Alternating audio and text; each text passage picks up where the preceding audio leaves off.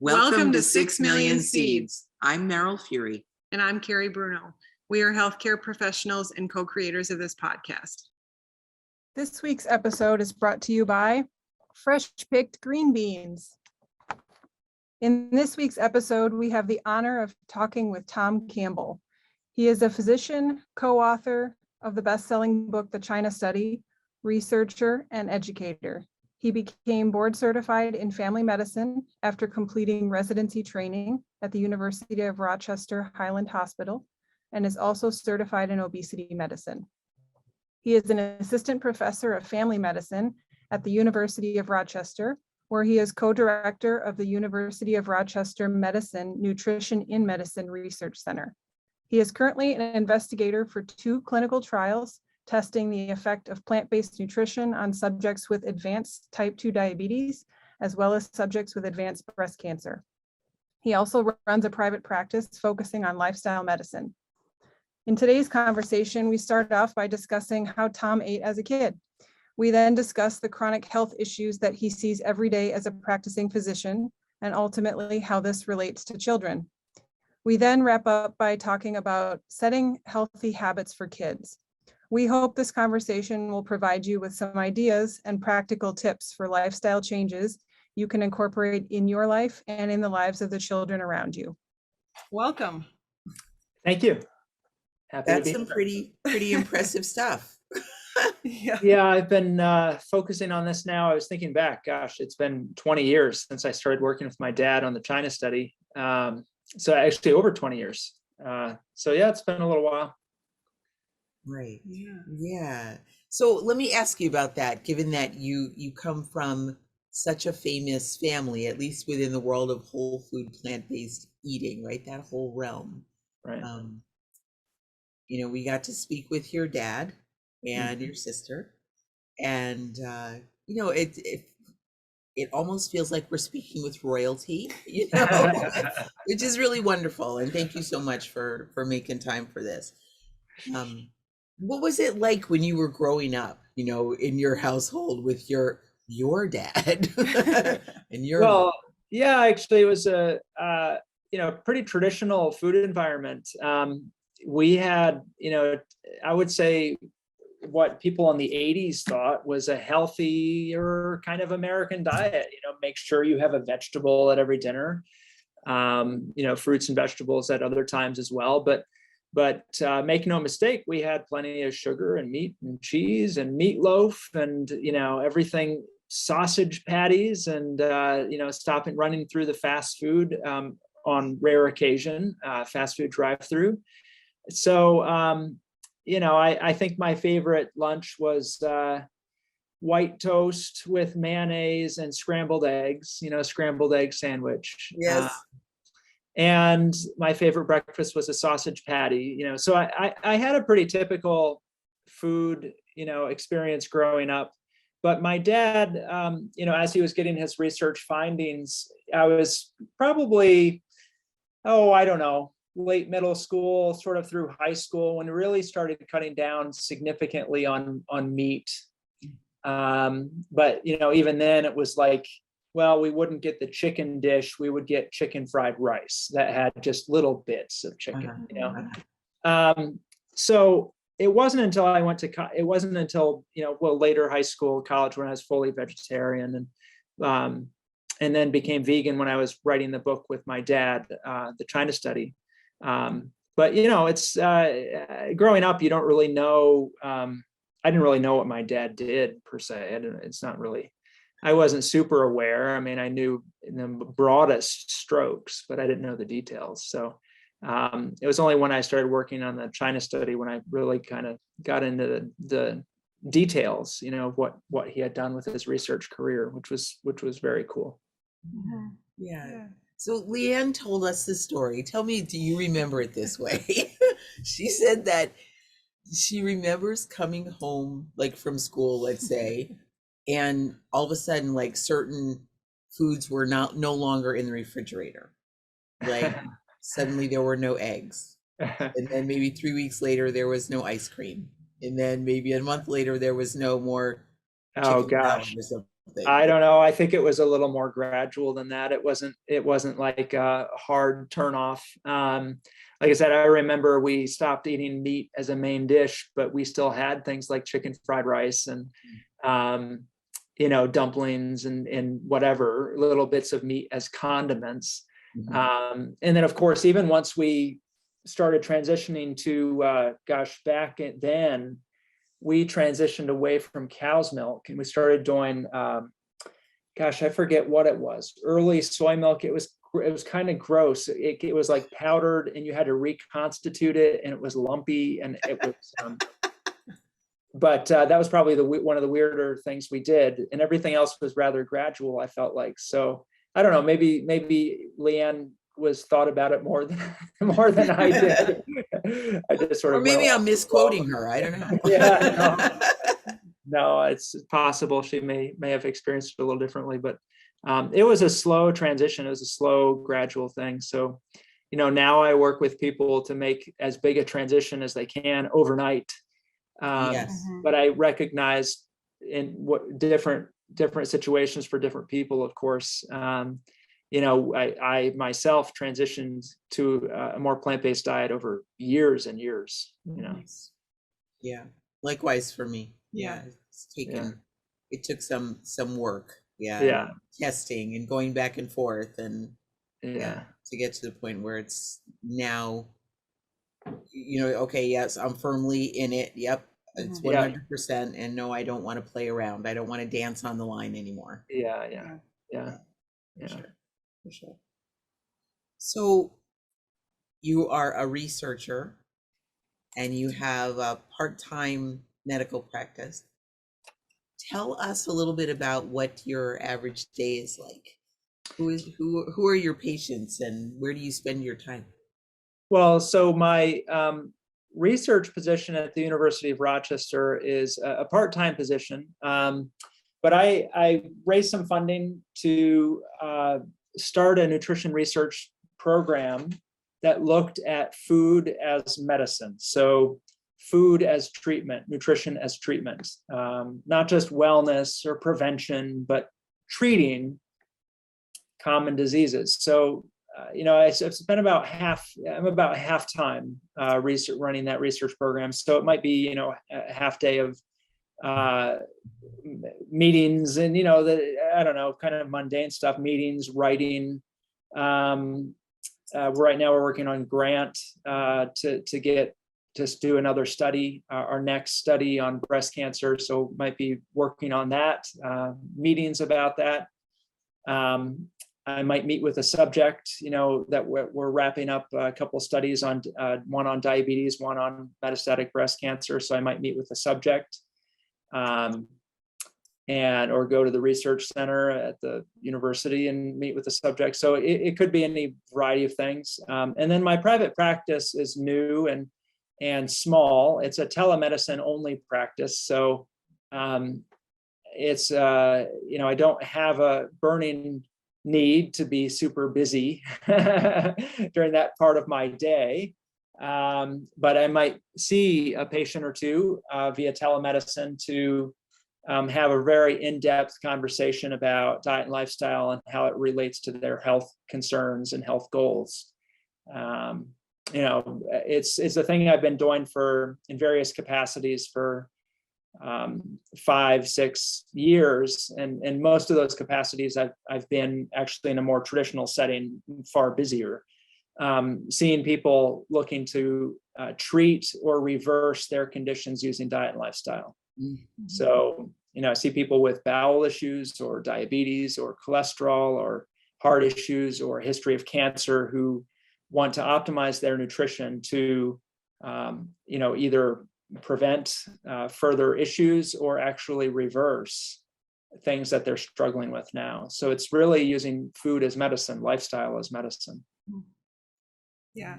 So with the food as medicine approach that you mentioned, is there any one food in particular that you've seen valuable or you consider valuable as a medicine? Yeah, I've been impressed by this idea of dietary patterns. My dad and I were writing the book, of course, we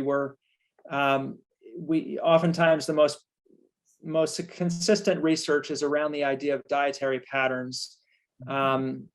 If you look by dietary pattern, what I mean is a diet that's comprised, like, for example, let's say plant-based dietary pattern, a diet that's comprised predominantly of unprocessed plants, so that means more fruits and vegetables, whole grains, and so forth. In the research that looked at single foods like eggs, for example, I mean, you probably yourself have heard the confusing headlines about eggs every single year, eggs are good, eggs are bad, eggs are good. And it gets kind of hard to figure out the health effects of any one single food, especially for disease conditions that take decades to develop. So I like to think about it as dietary patterns. And certainly the dietary pattern that I found most helpful is one that is, plant-based, whole food, and based on whole foods and plants, as opposed to animals. It's really important, by the way, that people recognize the whole food part for health. If I just did a class the other night with my class, that my group class that I run, that about the importance of that aspect. You can be vegan, and there's a lot of wonderful aspects of veganism and in the philosophy of veganism and benefits to that. But for optimal human health, it's not just plant versus animal, it's whole food versus processed food. And that's probably actually the bigger part of the equation in my mind. Because most vegans, vegetarians, and standard American diet eaters all are consuming predominantly ultra-processed foods. That's including vegans and vegetarians. So the ultra-processed foods are primarily compilations of sugar and fat with some substrate, usually white flour or something. Right. Or soy isolate or something. So the dietary pattern, to go back to your original question, it's not a single food, but instead a dietary pattern predominantly based on whole foods and plants, plant-based foods. Right. So I'm going to take us into talking about a little bit about kid nutrition. Yeah. Because in the typical American household, in fact, I had this amazing conversation with a friend of mine who is a registered dietitian. She's from India. And she's got her degree in nutritional science, I think is what I'm not going to be able to quote the exact degree, but anyway, it was based in holistic approach and Ayurvedic medicine. And what she was saying about how traditional, and for India, traditional would be Ayurveda, right? Right. Medicine and nutrition for children is just so absolutely the opposite of what Americans do. No. So she was saying that, for instance, when the mom is breastfeeding, the mom is eating a wide variety of spices and herbs and peppers and textures and colors. They're going all over the map with the food for the mom in particular. And she's breastfeeding, and all of that goes into the breast milk, and the baby gets whatever version of that the baby gets, right? Filtered by the mom's body. Right. And then when it's time for the baby to start eating, they don't get rice cereal like we get. Right. They're giving them heavy garam masala, coriander, peppers. Right. They don't dull anything down for the baby. The baby gets full power of red chilies and green mango powders and all this stuff, which is just so amazing, right? Right? And here, oh no, you're going to get rice cereal. From there, you're going straight into jarred strained peas, and then maybe some mashed carrots if you're good, right? Yeah. And then it goes all the heck from there. Yeah. So when you're talking about feeding kids, and you have 2 or 3 of your own, right? Yeah. Right. Yeah, we've got 2 kids. Yeah. Okay. So when you're talking about feeding kids, and you go for this broad range, how does that look in your house? Do you lay out the smorgasbord for the kids and say it's everything from literally fruit to nuts, and everything in between? Or do you tend to modify it so it's like a kid version, quieter, tamer, not so spicy? Yeah, no, I think it's a little strange that kids have their separate menus. I think kids basically should eat adult food. There's no difference between adult food and kid food. There is one important distinction, and that is that, when I'm working with people on optimal diets, in this country, most commonly there's an element of wanting to lose weight, a little bit of weight loss. And that's, 90% of people who are working on diet to reverse or treat something. And that type of diet, that type of approach is not appropriate for kids. I mean, you don't want to just give kids a bunch of non-starchy vegetables. Right. You need to have, plenty of starches and the high calorie, healthy foods, because they're growing. Oftentimes kids are distractible, and, it's hard to get them to eat sometimes. So depending on their age. So you want to go ahead and get them the high calorie stuff. And that's not what I would necessarily focus on, of course, with an adult. So I still focus on, whole plant foods, but go ahead and emphasize nuts and, baked goods, avocados. And, it doesn't necessarily, for a kid, if you have a very healthy household, I don't think people need to be as strict with their kids in terms of, absolutely no oil ever, or, that type of thing. So it may sound a little surprising for me to say that, but people who have a very, very healthy household, the odds of their kid growing up to be, totally divorced from good nutrition are very low. Mm-hmm. And I've just worked with enough folks who are very rigid with their dietary exposures that, for a kid, if they applied those same rigid sort of dietary exposures, it might be a little concerning. Mm-hmm. So there are some differences, but to get to your original thought there, I don't see any. I think it's bizarre that kids have a separate menu, and it's like, chicken figures and French fries. And like, no matter where you are, sometimes you go to an ethnic restaurant, and my gosh, to cater to people with kids, they have like, mac and cheese. Yeah. What in the world is that going here? Right. I think that's kind of strange. We went to a restaurant a couple weeks ago here. We're in Wisconsin, right? Yeah. A little bit south of us, more towards Chicago. There's this lovely restaurant called Spirit Elephant, beautiful vegan place. And they have a kids menu. And what is on the vegan kids menu? Mac and cheese. Mac and cheese. Yeah. The vegan version of mac and cheese. Mm-hmm. Yeah. Oh, I'm sure. Yeah, it's everywhere. Yeah. But that's what a lot of people do. So. Yeah. So, in your work, is obesity a part of a lot of what you see, or is that like a comorbidity that you see often? Yeah, it's overwhelmingly common. I mean, most people, by the time they see me, they know a little bit about what they're getting into. I mean, they're not seeing me for a weight loss pill. I mean, I can do that, but they're not generally going, know that they're not going to see me and get a quick prescription for some rapid weight loss or something. It's like a lifestyle change, a lifestyle change. When somebody gets to the mindset of, wow, I really need to change some hard stuff here.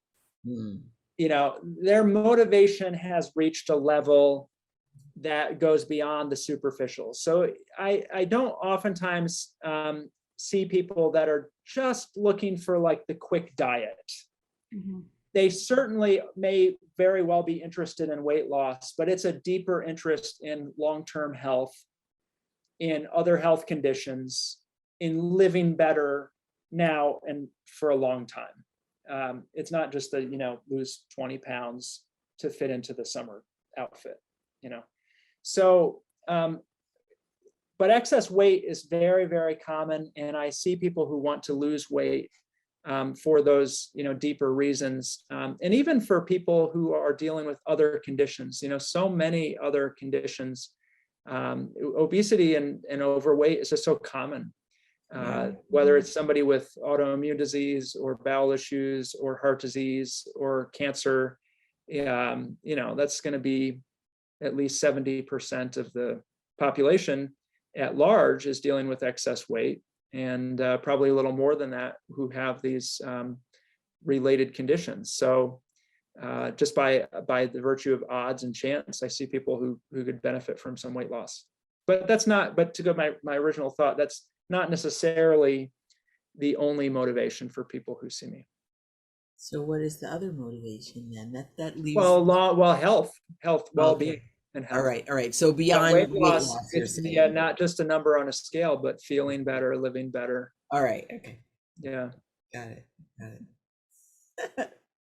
So the patients that you commonly see, if you could counsel them as like 10 years old or a preteen, or what would you tell them that, could have impacted them at that age and moving forward? Well, I think, eating vegetables, eating fruits and vegetables, avoiding some of the ultra processed junk out there. I think if you took the average American family and an average American kid, you could have dramatic impacts on lifestyle and nutrition related health, just by successfully following sort of moderate dietary recommendations, because the situation is so bad. Kids are coming home from school with Pop-Tarts and, with a bacon cheeseburger for lunch and tater tots. And there's like, was there a single vegetable in there? Did they have any of them?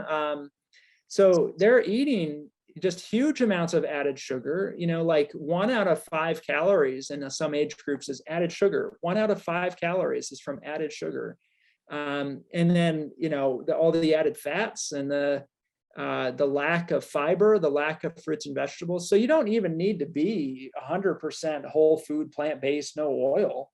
You just have getting a teen to get rid of some of that processed food and having fruits and vegetables regularly would. I think in my own experience, I've been doing this long enough now that, after a little while, you start thinking, beyond the health aspects of this and the food and the specific food aspects to, why is this situation here? Why do we find ourselves in this situation? Because as you learn about the health effects, and the problems that we face, diabetes, obesity. There's a paper that came out a few years ago where they modeled that almost 60% of American youth will have obesity by the time they turn 35. So, and that was a few years ago. So we're on our way. So right now we have, about 40% of the population has obesity. Mm-hmm. And it's going to get much, much higher, much, much worse here in the near term. And you sit back and you say, everybody realizes this is a problem. So why the heck is it happening? Mm-hmm. And no individual wants to deal with this. So what the heck is going on? And that you can start getting some really insidious systemic forces, I think, that create our food environment. Yes. And encourage us to do certain things that are not in our own best interest, but yet very profitable, for industry.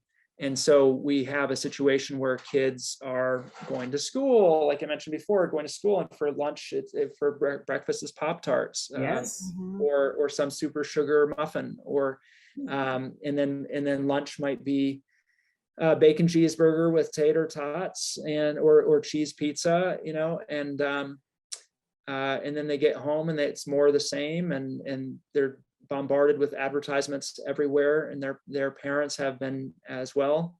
And so you have a situation where the population is being fed, toxic, illness producing food. And it's very clear that advertisers and industry know that this needs to start very, very early in life. There's a document from the American Dairy Council that, the dairy industry, for example, has long focused on children.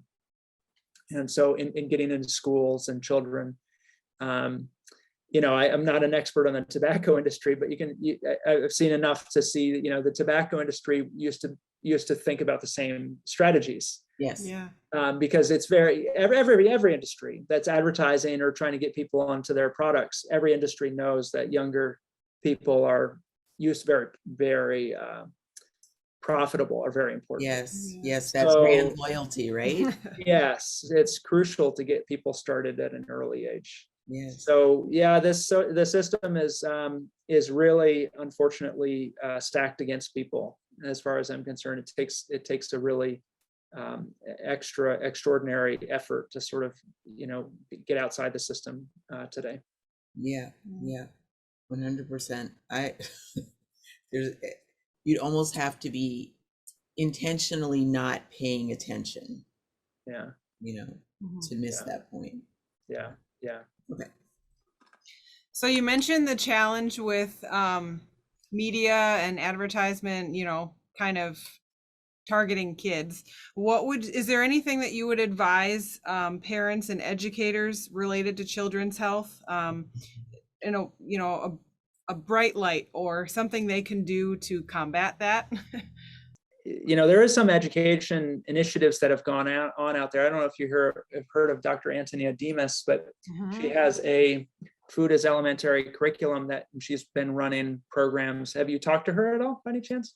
We have reached out to them. We're waiting for a reply. Yeah, But we did purchase their curriculum. Yeah. Yeah, so her and her daughter, Ariel Demas, she has Ariel, they've been running school programs, and it's almost like I might mischaracterize this a little bit, but it's a return of home economics to the way that home economics should be. Kids learning about food, and you can actually use those lessons to teach them about cultural issues, math, algebra, fractions, writing, reading, and have this incredible curriculum, this richness that also is centered around food and trying new food and having new healthy food. And boy, kids are at an age when they are open to that type of stuff, most kids. And if you get kids, and kids are more open to that than adults. And so, I think from an educator point of view, if we could have programs like that, obviously it could transform lives. But like I said at the first part, that's all mostly affected by policy from up high, which is unfortunate, those types of possibilities. But there are rays of hope out there. Yeah, for sure. Absolutely. So on that note, for our listeners, our viewers, if you were going to tell them one thing that they could do right now, if they have kids, grandkids, no kids, what would you tell them would be a great thing to do? Yeah, start your meals with a vegetable, have them eat the vegetable and complete the vegetable before they get the rest of the meal. That sounds probably kind of strict, but sounds draconian. I don't know. They've got to start eating vegetables. You don't have to have fights about it. Fights about food never don't really benefit too many people. But if you actually, I should revise my answer. You asked for something so specific, but it's really the food environment. Clean up the food environment is the number one thing. So a kid is, most kids, unless they're, 17 or 18 or something, most kids they have no power to go to the grocery store and get food. So the only options for them to eat are what you bring into the house.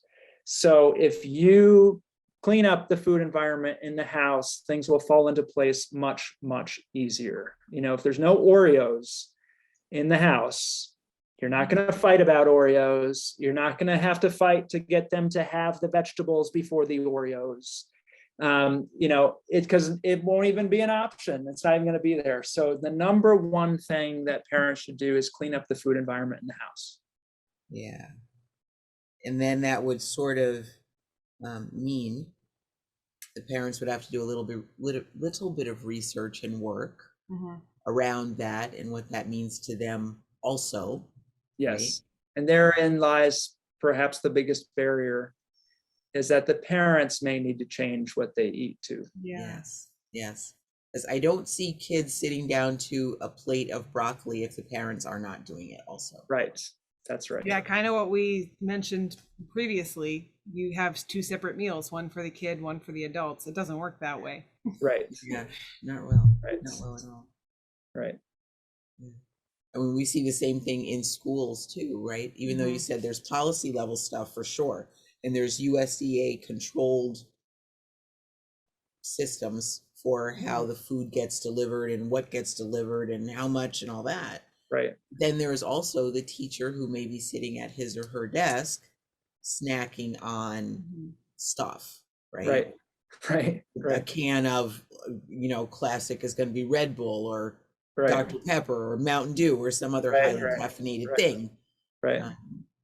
And that's what the kids see, and that becomes part of the learning for today. Right. That's right. Yeah. It's social norms. Yeah. We've gotten to this situation where people are, you look at rates of, as I mentioned, the rates of illness and disability and sickness and diagnosed conditions are going through the roof. But it's happening slowly enough that we just have, we learn that it's normal. Yeah. Actually. Right. And that social norm aspect is one of the greatest barriers to change, is that even though we live in a very abnormal situation in terms of, we're ingesting these processed things that make us sick and we're paying to do it. That's a little illogical, right? That's a little illogical, but because it's everywhere, so pervasive, it feels very normal, and to do anything different feels effortful. Wow. And so that social norm thing is a big, big deal. It's what the parents are eating, what the teachers are eating, what we see people eat, what our friends are eating. It's a really big deal. Yeah. Wow. Really well said. Yeah. Yeah. I kind of look at it too, from and I'll put it this way. I see it as the humans in the world, well, probably the animals as well. We might as well just say all the animals, humans included, are up for sale. Right. Up for sale to the highest bidder. And if that's the Cheetos manufacturer people, or if that's the it's whoever gets it out on the market, and right. We're up for sale. That's right. Yeah. We're we're the most profitable harvest. Most profitable harvest of all. The most important harvest is you and I, and our money. And so whoever harvests us most efficiently. And so it's a race to the lowest common denominator, of pleasure as quick as possible, little hits of food like chemicals that give us pleasure, and advertising as such, and to minimize any adverse events or adverse effects, and just make it all very normal. Right. So, and palatable, certainly palatable. Right? Yeah. So it's a little bit dystopian when you step away from it from long enough, and you see how many people, as a medical doctor, seeing how much suffering this causes. Holy cow! The country is full of suffering people right now. And yet still very little people connect it back to agricultural and food policy, and industry influence, but it's a direct line. Perfect. Yeah. Well, thank you so much for your time, and your wisdom, and your expertise on all this. That's a powerful conversation. I'm great. Our listeners, I'm sure. Okay, if you get nothing else out of this, change your food environment. Yes. Get your kids to eat more vegetables. Start with the vegetables. Yeah. Put some whole grains in there. Yeah. Great. Thank you very much, Tom. Sure. My so pleasure. one last question. If there's if any of our viewers want to learn more about what you're doing or find you, how can they get into contact with you or find out what you're doing? So I would recommend they go to myplantbasedprogram.com. Okay. iplantbasedprogram.com, and there's a contact page on that website, and it also has information about my practice and the group program that I run. 6 Million Seeds is made possible by the generosity of Bruno Chiropractic, Acme Construction Metals, EXP Realty, and Deck It Out Builders. We thank you for your support.